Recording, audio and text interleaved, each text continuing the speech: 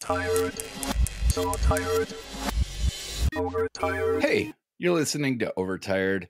I am Brett Terpstra. I am here with Christina Warren and Jeff Severance Gunsel. Welcome to the show, guys. Oh, thank you. It's good to have you here. It's good to be here. We don't normally record at this. It's 5 p.m. here. It's so 3 late. p.m. for Christina, but actually, like, I feel more ready than I usually do. Whereas normally, if I were ending my day, I would feel very dead inside. And so, thank you for giving me a different kind of ending of my day. Why would you feel dead inside at the end of a day? Oh, sometimes it's just you're tired. You go, it's like you're not interacting with people. You're just ending, and then you're interacting. right. So it's nice. This is like a nice landing. It's a song. Yeah. So One might say happy ending.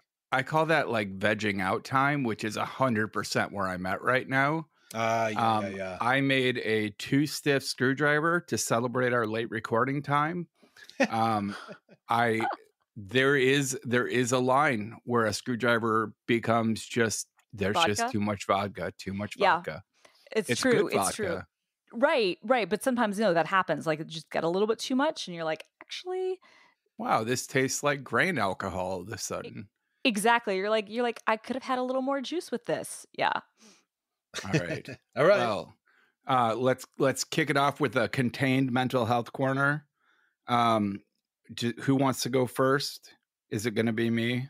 I have kind of a quick one. I was cleaning out a sort of catch-all room in our house in the basement, and came across this bag of it was mostly empty prescription pill bottles, but it had it was also a little museum with some leftover pills of all of the medications that I've taken over the last few years. And that includes, a period where I was over medicated, a period where we were just trying things.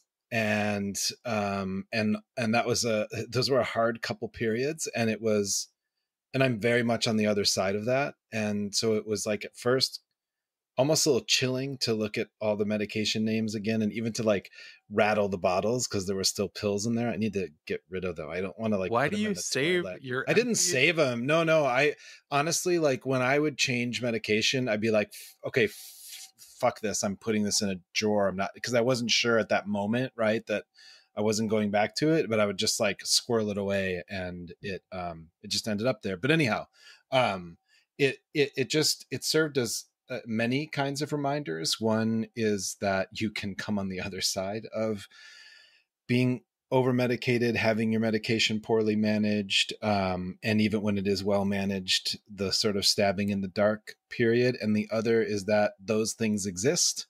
And I just say that for anybody out there who is currently kind of trying to dial it in, that I see you, and that it's hard, and that had I not had some support, just in my own home and with my therapist, who was different from my medication manager, sort of witnessing from the outside, I don't think I could have ever gotten out of that hole. And so just putting that out there, it was an intense thing to sort of interact with, and I'm so grateful to be on the other side of it, and have been on the other side of it for months now, and maybe more than a year. So that's awesome. Check in. That's really great.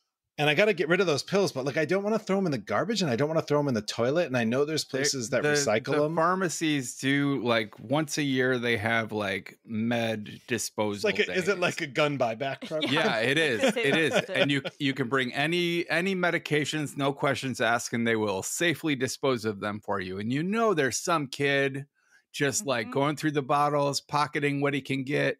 But, that's why I wanted to mix them all up and just put them in, If my therapist were also my medication manager, I would either be on way more drugs or no drugs.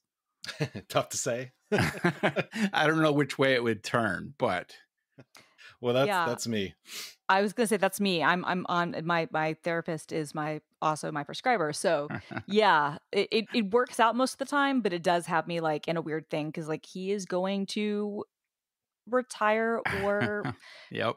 His age is at that point where I'm this will not be a forever thing. So I'm okay, then what the fuck am I going to do? And that's like a version of institutional memory, right? Like he yeah. knows not only what you've done, gone into, out of, but why he decided to help you with that particular medication. No, exactly. And it's like, I'm sure that, he has notes and stuff and things, to be passed on and whatnot. But like, he's been my person for like, I don't know, like 24 years. Like, wow. Yeah. So, so long. It's so long. Yeah. So my current psychiatrist more than half my life I've had it for like 8 years now. It's a long time. I've had my therapist for like 6 months, but I've been going through therapists. Burning through them. How many do I have right now? I have just 2. I'm down to 2 therapists. Hey. That's like me with I'm down to 2 medications. Well, no, if right? If you don't count the old man medications, right. Which we don't, right? Like that. That's we're not going to count those. No. Yeah. All right, awesome. Christina, do you have a mental health check-in? Yeah, I mean, mine can be pretty, just pretty minor because I don't really have anything to add. Although, like that does have me thinking. So I've now been at this point. I guess I haven't been on any antidepressant or anything, and we're getting into probably like a 9 or 10 month period now, which I think has been good. I'm not going to say my depression is completely gone because it's not, but where I was, when I think about where I was like a year ago this time versus where I am now, like I'm definitely in a much better place. And that actually just kind of reminded me of what you were saying, Jeff. Like I was in a really bad place a year ago trying to manage a new medication and trying to like come off of an old one and try a new one and figure things out. And it was not good. And it was not a good scenario. And to just kind of plus one what you said in terms of, seeing people and rooting for them. Like I will also say, and I know that this isn't always possible, but the one thing that I fucked up on big time was that I should have absolutely like taken time off work. Like I should have done like a disability thing to manage that, because in my scenario, it was bad enough that it was, I kind of, fucked up some work stuff and some other, things for a little bit. I was able to rectify things and things are completely fine now, but it was not without consequences. And the one thing I would say to do it again, like, and I hadn't gone through a medication switch since I was really, really young. And it was one of those things that I'd been putting off specifically for this problem. And then I thought, oh, well, you've done some stupid stuff before. You can just kind of, like grin and bear it and get through it. And it's like, no, sometimes you can't. And there are, the side effects and the things you go through, like with all those things can be major. And yeah, that's why like leave exists, right? Like even when it's inopportune and whatnot. And I recognize not everybody has that ability, but there are things that are like at a certain level, like federally or state sanctioned. And in my case, even if it hadn't been like I hadn't taken the full thing, even if I'd only taken a couple of weeks, I think it would have changed things significantly. And I wouldn't have had to like go through that thing where I'm like going through all this fucked up like stuff in addition to anything that might be, happening with my mental health. It's like the side effects and other stuff. I wouldn't have had to do that while trying to pretend to be okay.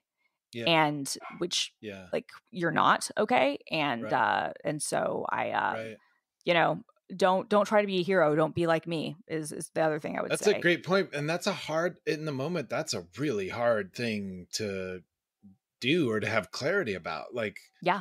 I mean, I should have gone. I always see it in retrospect. But I should have gone on a walkabout. Like I should have like gotten in the car and just gone on like a cross country road trip or something and just gotten out of my life entirely in some of that period. But like that, you're saying that, and I'm just like, God, yes, I relate to that so much. And like, I don't know even how to advise myself next time. Yeah. To know, but yes. The only thing I've said, whether I would need it or not, and like the way I kind of look at it is like, if it's not a necessary thing, then you come back right away. But I've kind of committed to myself. I'm like, I will never do this like again without, whether I'm taking sick leave or, taking like, longer term disability or whatever the case may be. I am never doing this again where I am just going to pretend like everything's okay. Like hopefully everything will be, but I'm never entering that scenario again.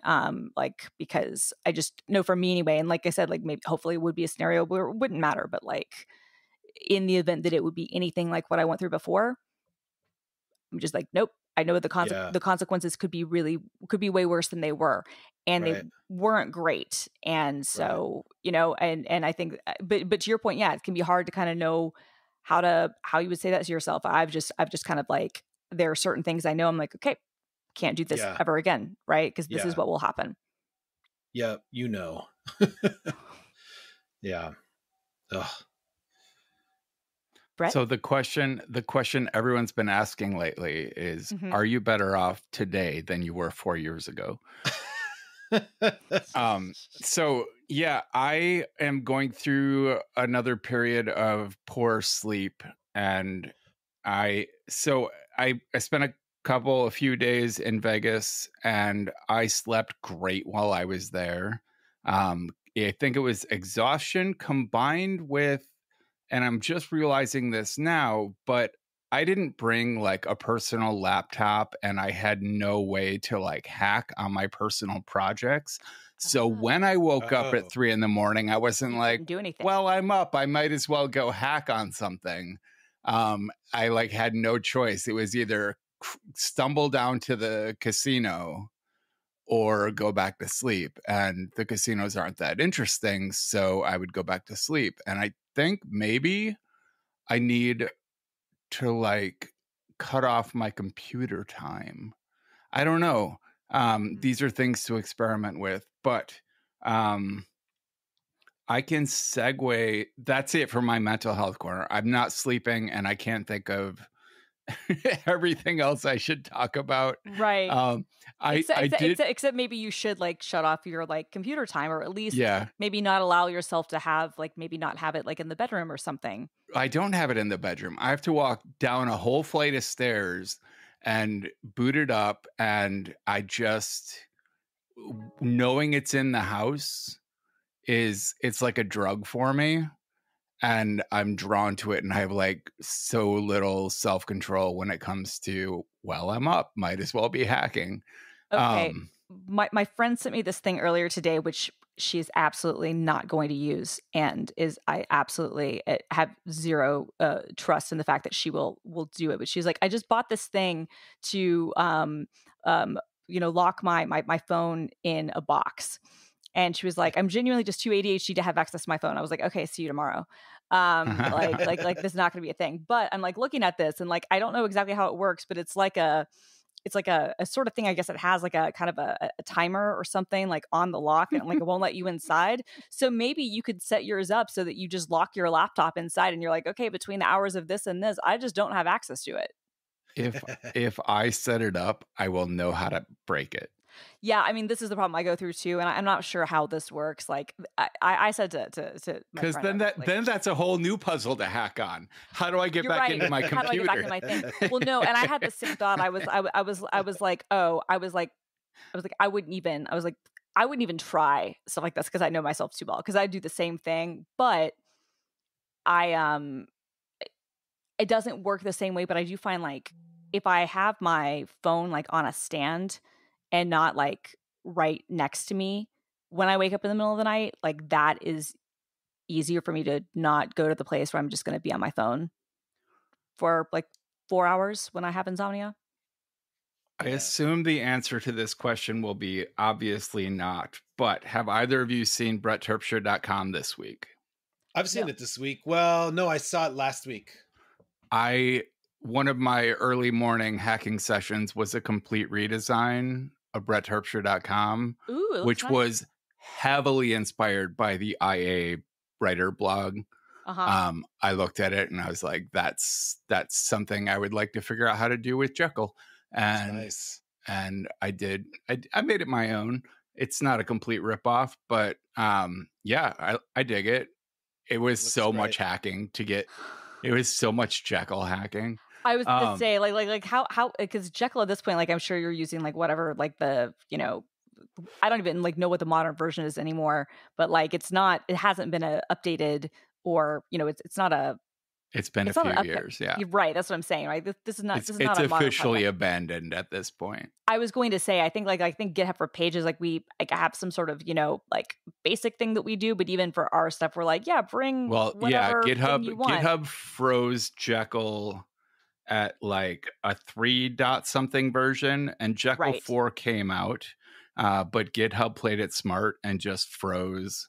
Right. But we were like, yeah, we don't think that this is going to be a thing. Yeah. Yeah. And they were right.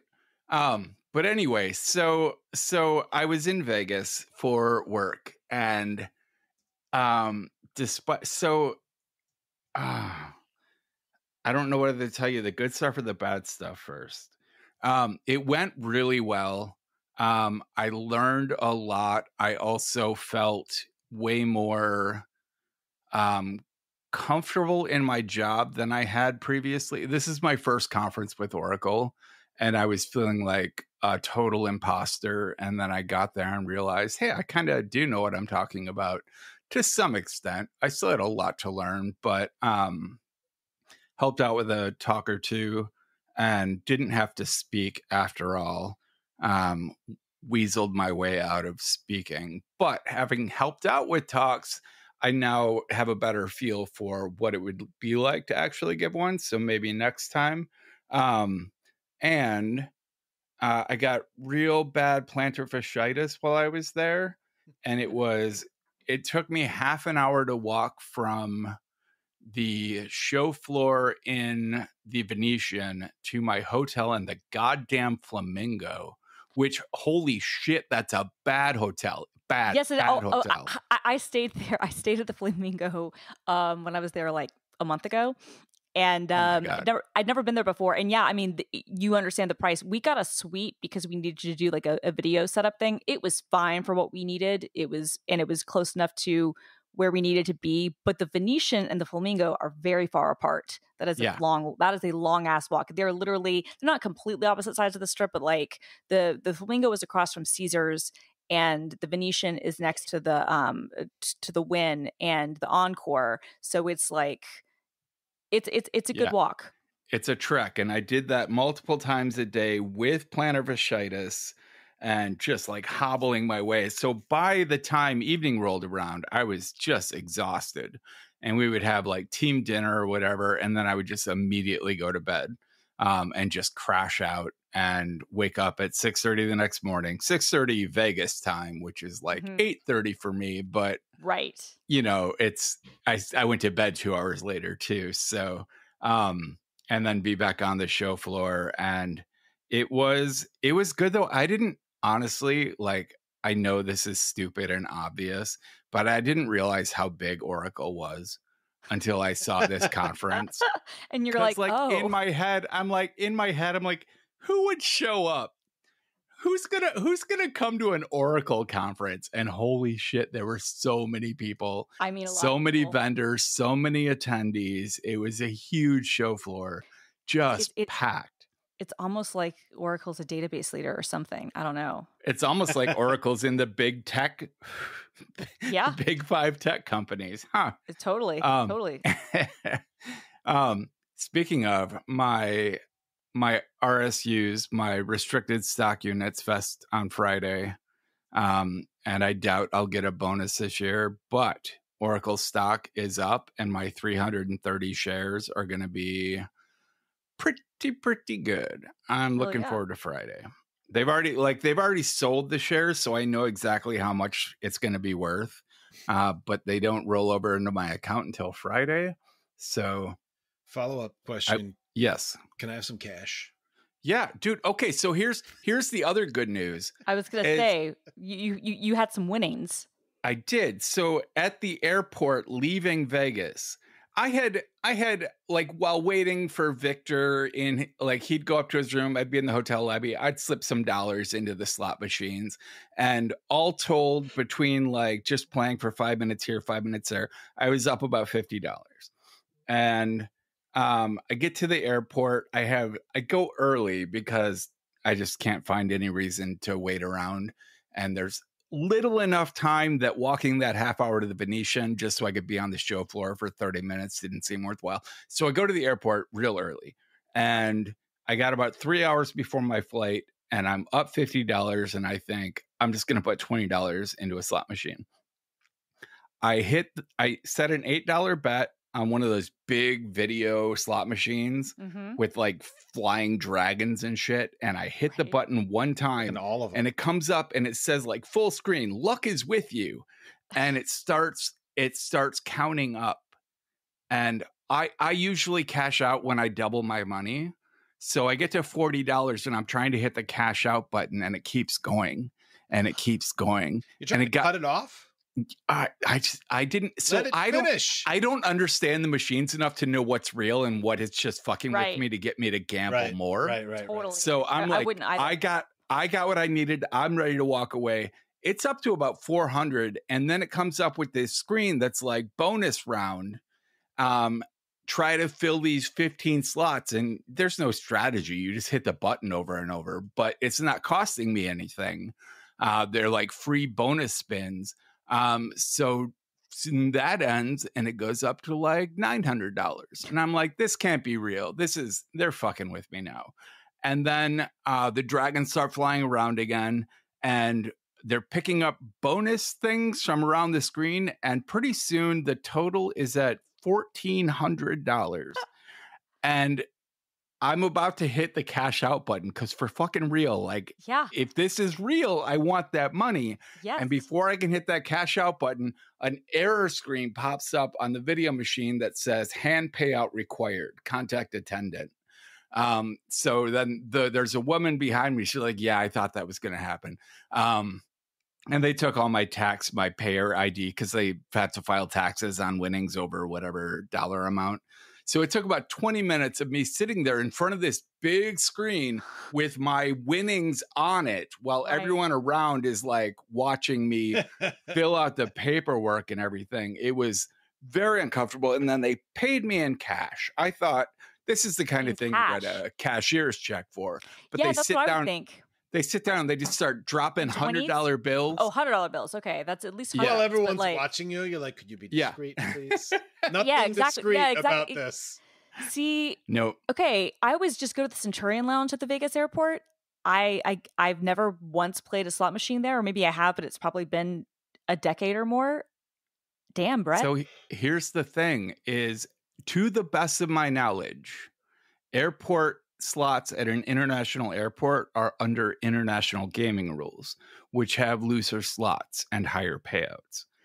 It's the same reason it pays to gamble on a cruise ship. I was going to say, that's the only time I've ever won on laws. Slots. Yeah. Also why you only murder on a cruise ship. So all told, I came home from Vegas about $1,600 richer than I started, and I didn't have to give up a kidney. That made it a good trip. I lost 5 pounds, and I got some sleep. I mean, sounds like a win. I mean, I'm sorry that you had to stay at the Flamingo because God. No coffee maker. It is not a good, quartz, rough sheets, pourable temperature control. The shower doesn't drain right. There's no tub, which I don't really care about because I don't need to sit in someone else's bathtub. But like the shower wouldn't drain, so there's water all over the bathroom floor. It was like yuck. It was like staying at a shitty motel. Oh no, I mean, and you can tell kind of by the clientele that like stays there because it's a cheap place, and like that's fine. People are going. I'm not trying to be like, well, no, but I am. I am who I am. I'm going to absolutely judge. We stayed there just because I think that we needed a suite, and I'm assuming they ran the numbers. We didn't book it, and we got there, and we were like, well, this is not great. Yeah, we need they a big living offered room to area. upgrade my room to a suite for $250. So a suite must have been pretty affordable. Yeah, I'm sure it was. Yeah, and the way this was, it was like a very large, like a really large room, and there were 2 bathrooms. There was like a one, like bathroom like in the main like suite bar, like, and then there was the bedroom and bathroom area, and there was like a little kitchenette. But we were filming video stuff, and so we needed that kind of space. And it was a very large like living room area, but I'd never been there before, and I was like, like they have like the wallpaper and everything is like all like reckoning back to like the old days of Vegas. And I'm like, maybe don't let people know, like call it to attention that this has been around this long, because well, they you had to know? open the link, I think, to make any money. I what was I gonna say? Oh, I lost it. There was oh no, I fucking lost it. Never mind. Let's move along. It's like talking to my dad. Are you going to buy an iPhone with your earnings? No. Everyone seemed disappointed. I didn't watch it yet. Yeah, I mean, why is everyone disappointed? Because John they spent Siracusa wasn't disappointed. And he's always disappointed. I mean, they spent the whole presentation basically talking about stuff that's not even shipping.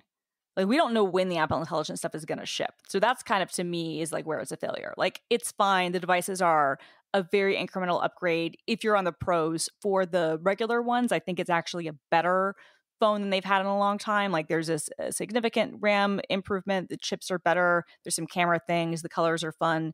So for people on like the regular iPhone, I think actually probably a pretty good one, especially if you're on like an iPhone 12 or iPhone 13. But if you're on like a Pro Max, well, let's be fucking for real. You probably are going to buy the new one every time anyway, right. Which is, you're like me, like I have the upgrade plan. So like, I'm not going to keep, like, my monthly price is the same whether I get the new one or the old one. You know what I'm saying? Like, so for me, like there's zero incentive for me to not go ahead and get the new one. But like, if you pay cash for something, or if you were like, oh, I got, a phone last year, should I do a trade-in or whatever? Under no circumstances. Like, the software stuff that they showed off and spent a lot of time with without really saying anything about, it'll be like later, like this fall and next year. Like, we don't even fucking know when it will be out or how good it will be. Like, it's all like just kind of up in the air. The watches look fine. The AirPods, the new AirPods 4 look really good. The AirPods Max are a shit show, but I bought them anyway because I'm dumb. But yeah, I mean, just, we don't talk like that about ourselves. I mean, I do. Like, I'm absolutely a fucking idiot for buying those things, but I have a very that way about reason, myself all the time. And I'm like, people are like, oh, should I buy them too? I'm like, under no circumstances. You should absolutely not buy the new AirPods Max. Absolutely not. Under no circumstances. But speaking of, I took my Sonos Ace on this trip. Yeah, how were they? And I don't have AirPod Maxi. I don't know the plural, but I don't have a pair I don't know. to. Yeah. Of course, yeah, I don't have a comparison I can make, but holy shit, like screaming kids, oh, they're great. Airport chatter, announcements. I could just put them on, hit the noise cancel button, and like play some like Tribe Called Quest, and everything would just disappear. Oh yeah, they're great. And then like doubly so in the Admiral's Lounge, like the American Airlines. They let a second lieutenant into the Admiral's Lounge. Like in there, it was already pretty quiet.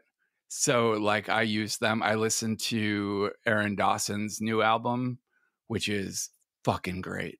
I should link that in the show notes. Genital Shame has a new EP out. It is fantastic. Even if you don't consider yourself a black metal fan, if you are moved by sound in any way, you should check it out. But yeah, those Sonos Aces great. were basically what kept me sane when I wasn't in the lounge. Mm-hmm.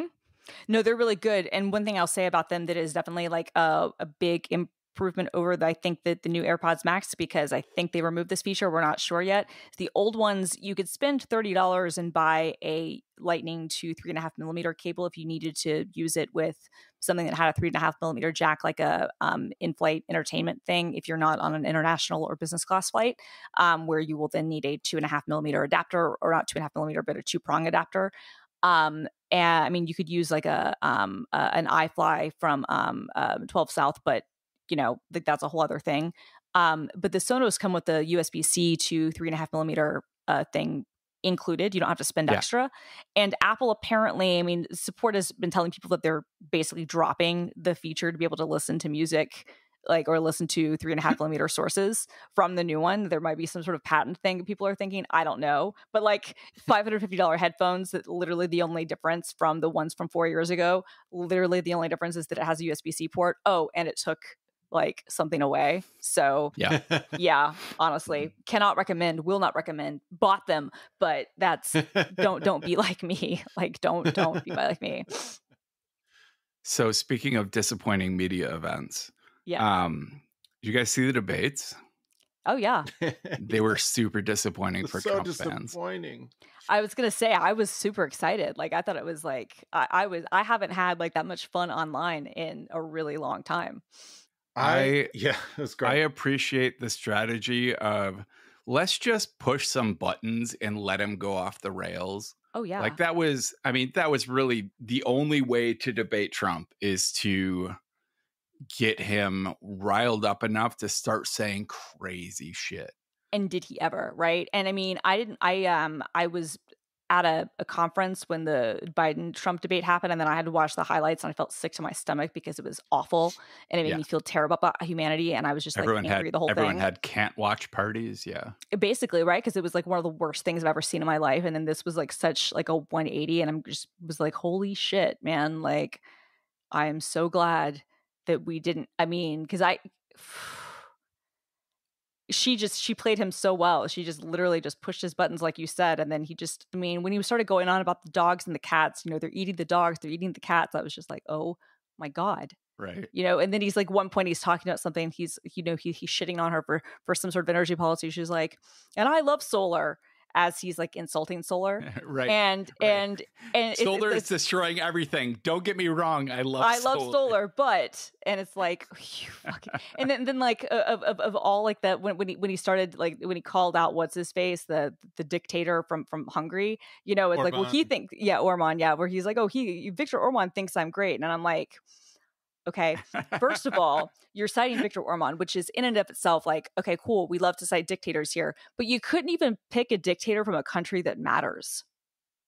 or one that wears cool sunglasses. Right. I'm like Kim Jong-il, like at least would be like, okay, I mean, he's crazy or and awful. Has a good uniform. Yeah. But like he, at least, is kind of scary. Like Viktor Orban, it's like, bro, like, you're lucky you're in the EU and that they're going to like save your asses if anything happens. But genuinely, not to say that it's good for us to have dictators anywhere, but you're like the most ineffectual and useless one of all of them. Like, Trump's a man out of time, because like there used to be this amazing museum in Baghdad, the museum like to Saddam Hussein, and you could go into it and there was like a room of mostly gold-plated guns gifted to Saddam Hussein. There was actually some gold spurs from Ronald Reagan. Nice. And but like back in the day, you could give a dictator something cool like a gold-plated gun and they would put it on display, and you could have your relationship that way.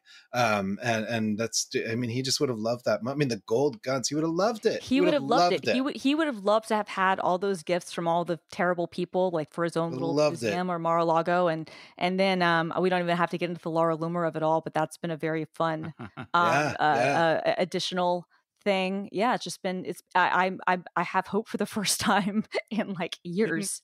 Didn't Harris get some like celebrity endorsement? What was that after? I was gonna say, I think that we do a podcast about her. I think we've covered her on this podcast once or twice. What's her name? Laura? Was it? No, I think it's Taylor Swift. That's right. That's right. Tay. Yeah. Yes, he's writing his and then down. So okay, so in general, like, the typical Republican response to that would be, we don't care what celebrities say. Right. Like celebrities should stick to their music and stay out of politics. Right. Right. But Trump has been trying to rack up so many celebrity endorsements. I mean, he got fucking Hulk Hogan, right? Oh, yeah. And Kid Rock, and like, who's he to cast aspersions? So when JD Vance goes on, I think Meet the Press, and says that Americans aren't interested in what an out of touch billionaire has to say. You're like, bro, exactly. Which is so, stop telling on yourself. It is, and it's like, you're not wrong, except you know, like, yeah, that and that's why you know your candidate is not good. It was also people are just so weird about her right now. Though people just need to freaking like calm themselves over Taylor Swift. Like people were ridiculous about whether she was going to endorse or not. I'm like, Yeah. Although there was an down. amazing, sorry, I have an unrelated Taylor Yes. Swift question I need to ask you, but also there was this amazing fuddy-duddy New York Times op-ed. I can't remember by who, maybe it's a columnist actually, not an op-ed, who was like talking about this, you know, like, will she endorse? Will she endorse? And he was reviewing like ways in which celebrity endorsements haven't mattered. And one of the examples he gave was Killer Mike, who I love, endorsing Bernie Sanders. Yes. And I was like, wait, what are we talking about? Like, exactly. Even Killer Mike would walk into this room and be like, that's weird. You should cut that from the article. Anyway, okay, so here's my Taylor Swift. And I was just listening to Killer Mike. Just saw him with my son, actually. My son's first Avenue show was Killer Mike. It was unbelievable. So TikTok will forever show me these videos because I will always watch them. It's when Taylor Swift, and I think she's singing 22, goes to the edge of the stage and hugs some kid. Right? Yes. Like every night, every show. Right. How are these kids? At first I saw there was like a kid that had cancer, a kid, whatever, but now I can't tell. How are they suggested? I'll watch it every time. How are they picked? How does that work? So I think it's her mom or her like people who probably in advance. So like, yeah, I think they know people who are going to be there at the concert. They kind of, you know, they stalk people on social media. If you're Kobe Bryant's daughter, then like you're going to get the hat. Like that was one. I think they filmed. That's right. She comes, we can describe it. She comes to the edge of the stage. She comes to the edge of the stage. There's a kid waiting there. The kid waiting there. And she passes off the hat. It's almost always a kid. And I think that like her people are freaking ridiculously good. Like, and they've done this for decades at this point where like, you know, they would kind of, I think before they would kind of walk around like the stadiums or the arenas and look for people with certain signage and certain things and like give them certain, tickets and passes, be like, oh, it's clear you came a really long way. Like we're going to give you're going to get a meet and greet after the show or whatever. That's and she doesn't do meet and greets anymore. But she, God, I can imagine why. Well, yeah, I mean, I think originally it was COVID, and then I think now it's probably a bunch of things, but, yeah, but I think that they also probably stalk on social media and are like, okay, who are the people who have like really good stories or whatnot. And so, yeah, somebody in her team picks them out and like puts them there. Yeah. It's like a chosen thing. And like, you're not like, this is not one of those things where people can like at a baseball game, where somebody, an old guy like swoops in and steals like the ball from like the kid, the foul ball. Right. It's not one of those situations. Oh yeah. There should be an old guy taking the hat. That's mine, kid. I mean, they would. It's funny. Swiftie discourse, they're so insane, and I'm one of them. But I don't claim these people as my own. Like they will get into like arguments about like it's not fair that like the kids get the hat, and I'm like, shut up. I can totally see it. No hat for you. That's awesome. Okay, thanks for answering that. It's been bugging me. All right, should we do our sponsor break before we talk about Repo Man? Yeah. I guess. All right. So I've always found blogging to be a great creative outlet, both for sharing my coding stuff and for more personal stuff.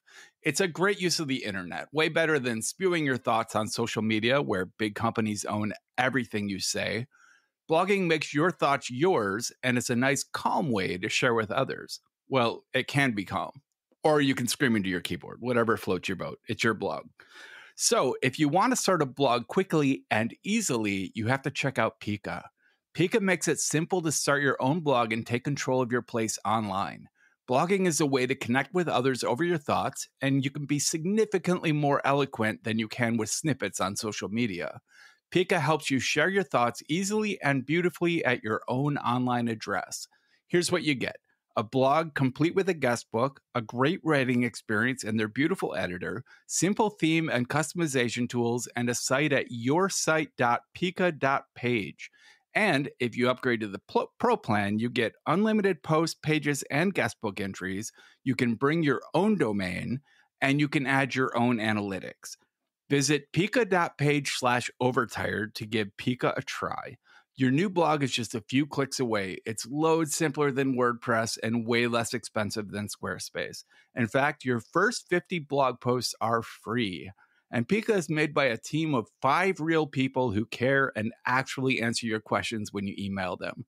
That's pika.page/overtired. And I didn't cover it in this read, but they are absolutely aware of and supporters of micro.blog, and they're not looking to eat micro.blog's lunch. They are positioning themselves as the blogging service for people for whom the federation and nerdier aspects of micro.blog might be deterrents. So Okay, I'll stop being mad. I met this guy. He's pretty fun. One of the developers, one of the original brains behind Pika. Pretty good people. Awesome. Nice. Very cool. Yeah. So, Jeff, have you seen Repo Man? Okay, look. Here's why I want to talk about. I don't even want to talk about Repo Man exactly, but I recently decided I was going to watch movies, not TV, because there are all these movies that I'm behind on, and I find it very difficult. Maybe it's dopamine deficiency to get excited about a movie when I could continue binging a TV show. Nothing wrong with that. No judgment of myself or anybody else. In fact, I just started watching The Old Man season 2, which is so good. Anyway, so I'm like working my way through, let's face it, a little bit the dude canon. Like a little bit. And I'm like, okay, fuck it, Repo Man. And so I go to watch Repo Man. And here's the thing. Have you both seen Repo Man? Oh, yeah. No. You would know. You would remember. Okay, so this is Cronenberg, right? Was it? No, I don't think. Yeah. Let me. Okay, while you look, I'm gonna say the thing, okay? Because I'm gonna like abstract this in a second. So I don't mind ruining this because it seems it's like Alex Cox. Okay. Oh yeah, that's right. It's Alex Cox. That's right. Like a different Alex Cox. Okay, so I thought, and I was a punk rock kid. I knew the soundtrack. I've known the poster forever, and all my life, I just assumed it was a movie about Repo Man. It was a movie where you follow men around like a 70s cop movie who fucking repossess cars. I had no idea. And I'm not blowing anything because you learn it in like the first 5 minutes when a police officer pulls over a car, opens up the trunk, and then in like Bugs Bunny electric shock fashion, is shocked and you see his skeleton. And then there's a glowy thing in the trunk. And from there on out, it's just fucking bananas. and it's like an alien movie and it's a Repo Man movie. And I had no idea. And I thought, my God, how is it possible that a movie this deep in like my culture, especially like, I mean, I'm 49.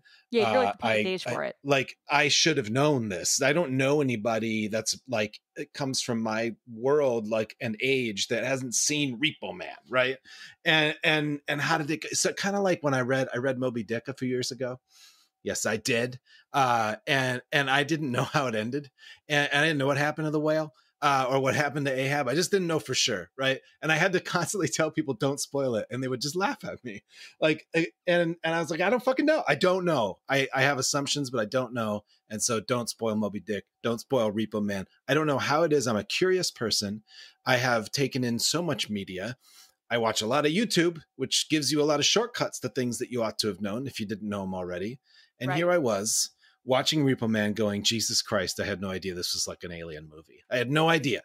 And I don't know, I wanted to bring it up because it's something that I have been experiencing more and more, which is not something I ever thought would happen at my age as I approach 50. And so anyway, so I'm having fun. I'm like going through these movies that like I've heard about for years. I just watched Double Indemnity, which is like great. Oh, that's great. Noir that one's my fantastic. God, what a good movie. Yeah, Hitchcock's the best, man. When that one's like fucking that one's Billy Wilder. Yeah. Like, I mean, Billy Wilder, the director. Like, here's the thing.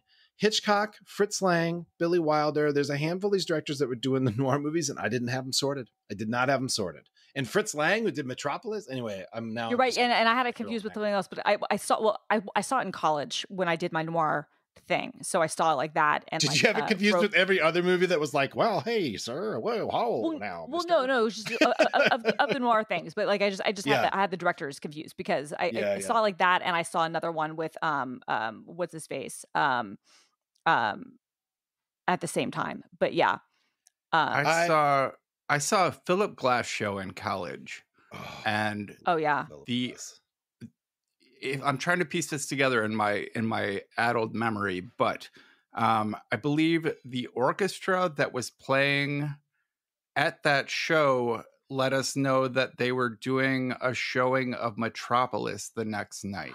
oh cool. Metropolis So is we great. showed up and watched Metropolis with a live orchestra. What? I That's did so that too. cool. It was pretty cool. Yeah. Did you Amazing. see it at like the Orpheum or the Ordway or something? It 'Cause was that's one of where it those was. places, but this was actually last year. Oh, okay. Yeah, this is a different. This wasn't in the late 90s. Yeah. But yeah, I mean, it's not much to say. Just that, I mean, I guess I didn't expect this would be my conclusion even here, but like in watching all these movies that I've been meaning to watch forever, I was like, oh shit, I can still enjoy like discovering, Yeah. you know, and it's not too late to discover these things that like, No. I just kind of felt like, you know, I went too long. Maybe I will watch Fast Times at Ridgemont High, you know? Okay, you should. Have you seriously never seen it? I haven't seen it. I mean, for God's sake. It is a touch point. No. Okay, because again, this is not my generation, right? Like Repo Man, Yeah. it's understandable that I haven't seen. I saw Videodrome, and that's what I kind of got it confused with. And they're kind of similar yeah. aesthetically, but like Repo Yep, Man, yep. I've never seen, but I know of. Fast Times. It Amy Heckerling, who directed Clueless, directed it, and it was Cameron Crowe's first like screenplay. And it's a kind of a coming of age thing. It's actually based on a book that he wrote. That was like a real life experiment where like he was like in his 20s and he like went to a high school like undercover as like a high school student to like kind of write like what the high school experience was like, I guess circa, you know, the 80s or whatever. It's great. It's like genuinely the music is fantastic, like great soundtrack, which you know is always awesome. Not as good as Repo Man. And Spicoli, is that Sean? Spicoli is in there, yeah. Sean Penn, in one of his first roles, and Love Sean. Phoebe Cates, and Jennifer Jason Leigh, and Judd Reinhardt are. So it's like kind of it's genuinely. I saw it actually like at a. I guess 7 years ago now, they had some sort of anniversary screening, and I saw it in the theater, but I'd seen it many times before that, and like it holds up really well. I actually don't think that they could make it today because one of the main characters, Stacy, Jennifer Jason Leigh, has sex with like an older guy, and he's much older, and it's kind of gross, but it is what it is. And there's like a Jackson Browne song and the soundtrack and everything, like and anyway, he kind of goes to her and she gets pregnant. Oh no, he doesn't knock her up. This other guy that she sleeps with knocks her up, and she is like 15, and she's like, well, I'm gonna get an abortion. So like he gives her like part of the money, and like her brother like takes her, and she gets an abortion. And there's no angst about it. There's no like, oh, my life is over. There's no like any judgment from anyone. It's just a thing that happens. And then she and this kind of like versional, like nerdy kid, like kind of like go off and be like nerds together. And like, it's very sweet, but there's genuinely like, it happens in such a matter of fact. And like, in my opinion, like really like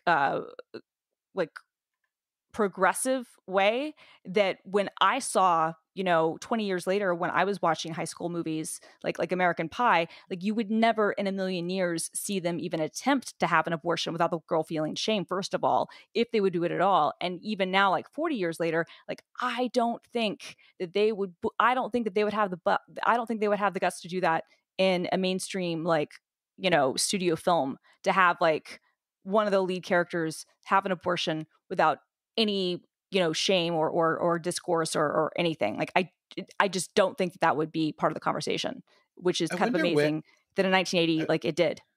Yeah, I wonder what the first few films to even have like overtly have abortion in them were. That has to be. Well, I know the first TV show was Maude, but with what's her face, B. Arthur, but yeah. Of course you know that. That is exactly information you would have like on the tip of your tongue. There was a moment where you said, I don't think they'd have and you were gonna say balls, but you switched it to guts, and you almost said butts, and I was gonna laugh so hard. You don't got the butts. You don't got the butts. So just if I Oh can, man, can that be the show title? You don't got the butts. You don't yeah, got the butts. I was gonna go with Moby Dick spoilers, but you don't got the butts. Dick's butts. How about you don't have the butts? So I was just gonna say the Repo Man soundtrack. For anybody listening who hasn't seen it and didn't grow up with the soundtrack, includes Repo Man, which was written by Iggy Pop and performed by Iggy Pop and Steve Jones from the Sex Pistols, among others. Black Flag, Suicidal Tendencies, Circle Jerks. The Plugs have 3 songs on the soundtrack, and Burning Sensations and Fear. It's a who's who of 80s punk rock. Nice. Totally. Even if you don't go find the movie, which I don't, where did you see it, Jeff? Is it streaming anywhere? I found it on a pirate's ship. I was gonna say, we used to have to find the VHS tape, and it rhymes with houndload patient. Really? Download okay. station. I should find that. Yeah. I haven't seen it in years. But anyway, okay. So before we jump into a quick round of gratitude, I just want to say, so I've noticed that my dog doesn't react when I play loud heavy metal music. Like no signs of anxiety, just acts like nothing's happening, which makes me wonder if maybe she is getting a little deaf. She's like 13 years old, and maybe she just can't hear like Sepultura in all its glory. So I did some Googling about like, is loud music bad for dogs? Why isn't my dog responding to music, et cetera, et cetera. And in the process, I found this guy who goes by the name Music for Cats as his artist name. And he's on Spotify, he's on Apple Music, and I paid for an album, volume 2 of Music for Cats. And he's this composer who writes songs and tones that are pleasing to cats, including like bass purrs and treble mews, and like it's not like actual cat sounds, but like it's music that, and like I found out about it because like Newsweek did an article on like how cats were responding to kind of scientifically proven audio enrichment. And so I was like, yep, absolutely, my cats have to have that. So I'm saying this while I have at least one cat hair stuck in the back of my throat, which is why I keep muting so I can try to hack it out. Cat hair stuck in the back of my throat. Oh, have you ever had that? It's no, so never. Really? I try not to inhale my cats though. It's all over. It's all over my mic. My cat rubs up against my mic, and then I get all sexy voice with my mic. I get it right in here, and I swallow the hair. Yeah. Anyway, there is a thing out there called Music for Cats. I will link this. Please do. The guy's got like 4 albums, so I bet that does well. Like that seems like the sort of Spotify like sort of search term like thing. No, he has like 170,000 listens on his like most popular track. Oh damn. Okay, well I mean still okay, but you know what? Still good for him. Genital Shame is probably more popular than as they should. Cats. As they should be, but like, you know. Jeff's seen Genital Shame live. Yeah, very good. Jeff knows what I'm talking about. Yeah. Yeah. All right. You guys ready for some gratitude? Let's do it. I'm gonna so last week I picked VS Code because longtime listener, first time caller. Like I finally got into it. And part of the reason that I'm so hooked, even though like there are some things about it, like sometimes it's not super responsive. Sometimes my favorite shortcut keys don't work. And I spend a lot of time like reconfiguring things. Yep. But the thing that really sold me was GitHub's Copilot. So I mentioned it last week, but I'm making my official pick this week. Copilot it's just insane to me how it figures out exactly what I want to type next and just does it. And every once in a while I have to go in and it wrote a line for me that was like what's it called when you, oh, I forgot the word for like when you have a statement and then a question mark and like opera. I'm forgetting the. I'm not speaking like a programmer, but it wrote out this statement for me, and the only thing I had to change was it negated the statement with an exclamation point. And when I took that out, it was perfect. It was exactly what I would have written, and all I had to do was hit tab. And it has written entire methods for me working in SAS when I'm writing style sheets. It figures out, it knows all of the color variables in my file. It knows exactly, like, it can track, I can be deeply nested in like a SAS selector series, and it'll figure out just exactly what I want and how to phrase it so that it fits in at that level of nesting. And just nuts. I'm so blown away. That's awesome. That's like week 3 of you freaking out about Copilot in one way or another. Which I love. Hell yeah. Or 3 episode streak. Is it 3 weeks too? Have we done 3 weeks in a row? Because it was you and me, then it was you and me, Christina, and now here. Look at that.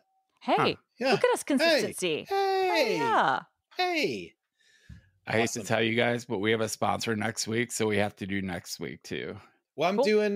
We can use the episode I'm doing. That'll actually be better. There's an extra special. There's an after school special episode coming out. I was going to say there is an after school special episode, but I think everybody's going to enjoy that. Also, even kind of relates a little bit to what Brett was just talking about. Yeah, that's true. Yeah, Merlin Man. Oh, you're going to give it away? Well, I don't know. I didn't know if you were setting me up for it or what. I mean, we can edit it out. No, I didn't know if you. It felt like you were being coy. That's what I thought. I'm going to talk to Merlin about ChatGPT and related items, because it's something that he goes into a lot on Mastodon, a little bit on his other podcast. We talked about it when we had him on, and I have a deep calling to go into the weeds on this topic with Merlin, and so we're recording next week, and it'll be the next episode, which is super exciting. And we can do I can do the sponsor read. No problem. I'll get you. I think it's 1Password. I'll get you some copy. Amazing. I'll get you some copy. You don't got the butts. You don't get the butts. You don't got the butts to do this. 1Password has the butts though, and Pika has the butts, but they got the butts. No I one just else. I can save it for next week, but I just set my son's off at college. I just set him up with 1Password. It was his introduction to it. It was very exciting to be able to show him the magic. Very good. Very good. Well, on that note, Brett, speaking of Copilot, speaking of ChatGPT and whatnot, I actually, the ChatGPT Mac app is going to be my pick of the week, my gratitude. I've been using this a little bit because one of the new O1 preview model came out last week, which is using stuff, and it is actually really interesting. I was able to rickroll it, which was pretty cool. Nice. I created I said this to you guys, but I created a cipher using regular ChatGPT, and then I asked the O1 model to figure out the cipher for me, and it was able to, and then it also even figured out what the lyrics were from. So I was proud of that. But the app, awesome. which is not it, so you have to have Apple Silicon. That's the only thing right now. And I don't know if it's been rolled up to everyone. I think most users have access to it now. But it's pretty cool because it's more than just like the website. Like they've actually worked pretty hard, from what I understand, in making it like a native app. Like there's kind of like a kind of like an Alfred style, Quicksilver style kind of shortcut command thing if you want to talk to it anywhere. You can attach files or give it access to like your camera and ask questions about things that you upload or images that you do. You can take screenshots with it and then talk about like things that are inside those screenshots and ask questions about it. And then like search your conversations. It's pretty cool. I have to say, you can even it's great. You can talk to it with your natural language too. So yeah, I'm a big fan. It's great. And like I use Mac GPT, your recommendation, Christina, a long time ago. And same. I don't like using it for the Chat GPT website. You can switch back and forth between interacting with the API and then interacting with the website. And so this is nice because I can do the website there and I can then do the API. And that's how I've traditionally managed the limits of Chat GPT, like proper. Yep. Is to just be like, I'll have them both open if I'm working on something and be like, okay, I don't need to waste my questions on the mountaintop for this one. So I'm going to do it in GPT with the API. So it's a great, I love the app so far. Yeah, it's really cool. Sorry, go on. They show uploading like a bunch of class syllabi PDFs and asking it for like all of your due dates across all your classes. That's pretty cool. Oh, it is. I mean, that's the sort of thing, right? It's like you could have just done this like in a pretty, lazy way where Bing, where it's just a website wrapper. Right, yeah. right. And Bing, but they didn't, right? Like they actually, like you can upload things, you can talk to it. It's got, like search history and other stuff. And like, that's pretty cool. And like, that's stuff that, because Mac GPT, I think is really cool. And it is a cool way to kind of use the API, and it can be cheaper and do some other stuff. But like, this is actually does some things where, you can kind of interact with things in a smarter way. I think it's pretty cool. Yeah, it's great. Awesome. Okay, mine is an app. It's like a Mac. It's like a desktop iPhone watch app called Cheat Sheet.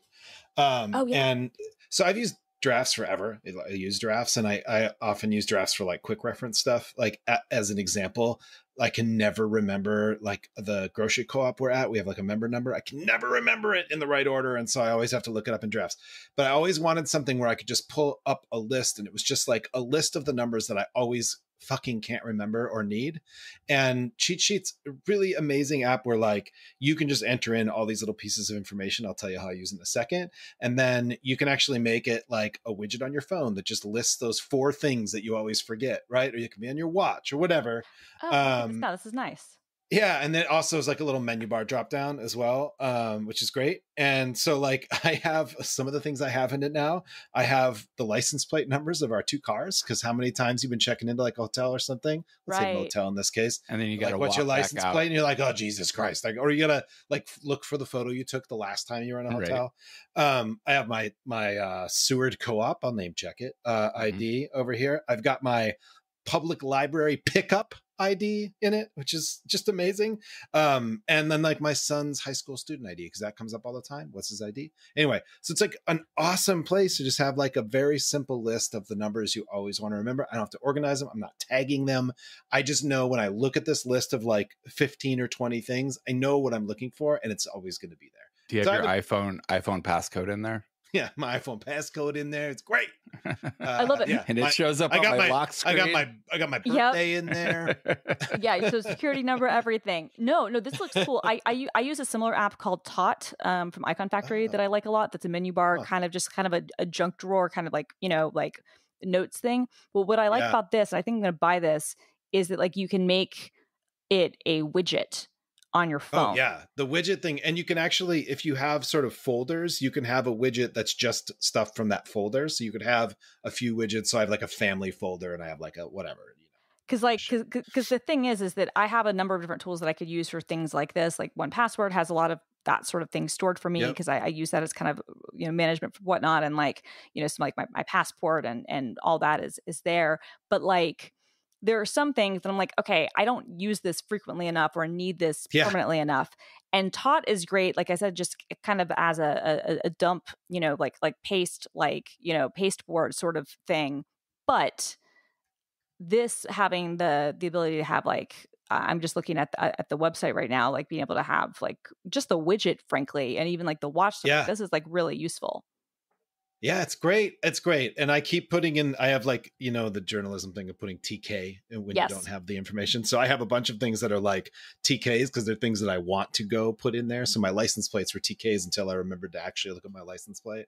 So I'm just like, I'm obsessed with it. It's like, I have always specifically pined for something like this. So in the screenshots, they have a note that says TK421. What do you think that is? Yeah, I don't know. I don't think it's the TK.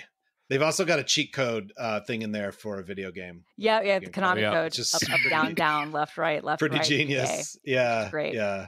Pretty great. Yeah. Anyway, so I love it. I recommend it. Awesome. All right, you guys. We did it. We got out of here in about an hour. God, I can't stop saying it. Yeah. I'll make it the show title, but it won't make any sense You don't got the butts. You don't People got will the have to butts. listen to the It's episode. like I'm watching so many noir movies that it's like. No, it does. Honestly, right does in seem like a very, very, very big nut sort of thing. All right. Sure as you could get $1 for 10 dimes. Anyway, do say get some sleep in that voice. get some sleep. You don't got the butts. Sorry. Get some sleep. Get some sleep, John. Going down now.